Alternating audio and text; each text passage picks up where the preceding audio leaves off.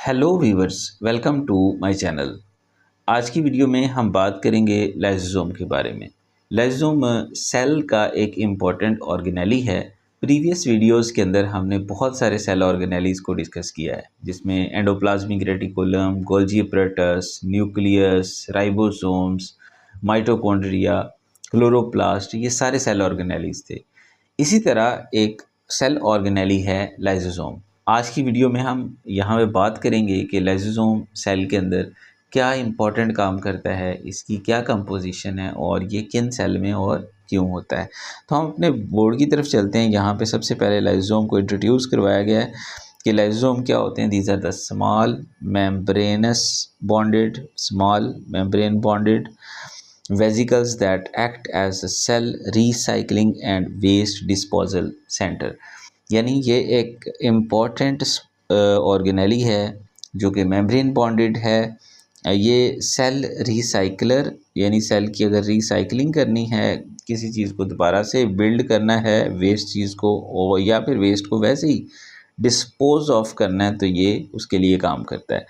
यानी आप ये कह सकते हैं कि सेल का जो है वो गार्बेज कलेक्टर है। सेल के अंदर अगर कूड़ा जमा हो गया है, कुछ वेस्ट मटेरियल्स जमा हो गए हैं, या कुछ ऐसी चीज़ें जो अब सेल के काम की नहीं रही हैं, तो उनको ये क्या करता है, ये ठिकाने लगाता है। जैसे अगर आप यहाँ पे डायग्राम के अंदर भी देखें तो डायग्राम में आपको क्लियरली नज़र आएगा कि ये जो है ये एक ऑर्गेनेली यहाँ पे सेल के अंदर पड़ा हुआ है, जिसको हम कहते हैं कि ये क्या है, लाइसोसोम है। जिस तरह ये प्लाज्मा मेम्ब्रेन आपको एक डबल मेम्ब्रेन नज़र आ रही है, उसी तरह ये जो लाइसोसोम है इसकी भी डबल मेम्ब्रेन होती है। अब यहाँ पे अगर हम देखते हैं तो हमारे पास सबसे पहले आता है कि लाइसोसोम जो है उसका स्ट्रक्चर कैसा होता है, उसकी शेप, उसका साइज़ क्या होता है। तो फर्स्ट ऑफ ऑल अगर आप देखें तो लाइसोसोम की जो है वो डबल मेम्ब्रेन है। ये आप देख सकते हैं, यहाँ पे मेम्ब्रेन है। मेम्ब्रेन का काम इसको प्रोटेक्ट करना होता है और ख़ास तौर पर सेल को प्रोटेक्ट करना होता है, क्योंकि इसके अंदर एंजाइम्स हैं, ये सारे इसके अंदर एंजाइम्स पड़े होते हैं। तो इन एंजाइम से सेल को बचाना होता है, protect the cell from enzymes. और उसके साथ साथ कंटेन ट्रांसपोर्ट मेम्ब्रेन्स, इसके अंदर कुछ मेम्ब्रेन्स भी होती हैं जो कि क्या करती हैं, ट्रांसपोर्ट का काम करती हैं। तो लाइसोसोम की जो मेम्ब्रेन है वो बहुत अहमियत की हामिल है, क्योंकि अगर लाइसोसोम फट जाए या टूट जाए तो पूरा सेल ही उसकी लपेट में आता है, पूरे सेल को नुकसान होता है। क्योंकि इसके अंदर क्या है, इसके अंदर हाइड्रोलाइटिक एंजाइम्स मौजूद हैं। अब हाइड्रोलाइटिक एंजाइम्स क्या करते हैं, वाटर इन्वॉल्व ब्रेकडाउन में ये काम करते हैं, यानी breakdown of all type of biological molecules. जितनी भी तरह के बायोलॉजिकल मॉलिक्यूल हैं, वो प्रोटीन हैं, वो लिपिड हैं, वो कार्बोहाइड्रेट्स हैं, कुछ भी है, तो उसको ये ब्रेक करते हैं in the presence of water.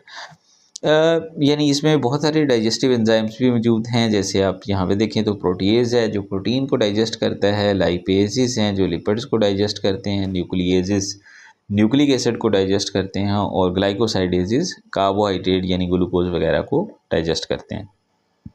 अब यहाँ पे इसका जो इन्वायरमेंट है वो एसिडिक होता है, यानी एसिडिक इन्वायरमेंट है जो कि एंजाइम्स को एक्टिवेट करता है, और इसकी पीएच 4.5 से 5 के दरमियान में होती है, ताकि मटेरियल्स की जो ब्रेकडाउन है वो आसानी से हो सके। तो ये काम कैसे करता है, यहाँ पे हम देखेंगे कि how it works in digestion, recycling या वेस्ट डिस्पोजल। तो यहाँ पे अगर आप देखें तो फर्स्ट ऑफ ऑल सबसे पहले है endosome fusion from double outside membrane. यानी कोई भी चीज़ आती है तो मेम्ब्रेन क्या करती है, उसको इनगल्फ करती है। इसको हम कहते हैं फेगोसाइटोसोम भी कहते हैं। यानी ऐसी बॉडी जो क्या कर सकती है, फेगोसाइटोसिस कर सकती है, किसी चीज़ को निगल सकती है। अब जैसे फॉर एग्ज़ाम्पल ये एक material or pathogen enter the cell by endocytosis, यानी एंडोसाइटोसिस के ज़रिए या इनगल्फमेंट के ज़रिए कोई भी बॉडी सेल के अंदर एंटर हुई। अब जो बॉडी सेल के अंदर एंटर होगी, ये फॉर एग्जांपल ये ग्रीन पार्टिकल्स जो है ये सेल के अंदर एंटर हुआ, तो जब ये एंटर होगा सेल के अंदर, या इस तरह यहाँ पे फ्यूजन बताई गई है कि फिर सेल के अंदर एंटर होने के बाद ये लाइसोसोम के साथ क्या हो जाएगा, फ्यूज़ हो जाएगा। लाइसोसोम और ये जो एंडोसोम है, यानी जो बॉडी सेल के अंदर आई है, जब ये फ्यूज़ होंगे तो फ्यूज़ होने के बाद इसके एंजाइम्स, यहाँ पे अगर आप देखें तो इसके एंजाइम्स हैं, और वो बॉडी जो आई थी वो एक ही जगह पे, एक ही वेसिकल के अंदर आ गई है। तो ये जो बॉडी आई थी उसकी अब क्या होगी, ब्रेकडाउन होगी, और ब्रेकडाउन होने के बाद जो भी कंपोनेंट्स बनेंगे वो रिसाइकल हो जाएंगे, यानी उनकी जहाँ जहाँ ज़रूरत है या जहाँ जहाँ वो यूटिलाइज हो सकते हैं वो हो जाएंगे। तो इस तरह से एंडोसाइटोसिस के ज़रिए जो भी चीज़ जो बाहर से आई होती है उसको ये क्या करता है, ब्रेकडाउन करता है। अब सम टाइम क्या होता है कि सेल के अंदर कोई पार्टिकल जो है वो वेस्ट हो गया है, जैसे कोई माइटोकॉन्ड्रिया है या कोई भी पार्टिकल है, जैसे आप यहाँ पे देखें तो ये माइटोकॉन्ड्रिया है और डैमेज्ड ऑर्गेनेली है, ये डैमेज्ड ऑर्गेनेली या ओल्ड सेल कंपोनेंट है जो अब सेल के काम का नहीं है। तो ये क्या होगा, ये एक वेजिकल के अंदर इनक्लोज होगा। इसको हम कहेंगे कि ऑटोफेगोसोम बन गया है, यानी सेल का अपना ही ऑर्गेनेली था, अपना ही पार्ट था, लेकिन उसको अब एक बाउंड्री के अंदर पैक कर दिया है।